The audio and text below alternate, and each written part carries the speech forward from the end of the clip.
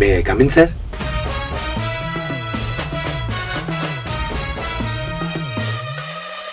மகுடத்தை தனது தலையில் சூடியிருக்கும் விஷால். நான் ஷார்ப்பா செஞ்ச சம்பவத்தை நியூஸ்ல பாரு.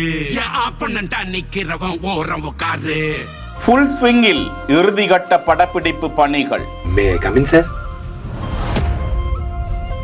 Sir, Kripakaran, sir.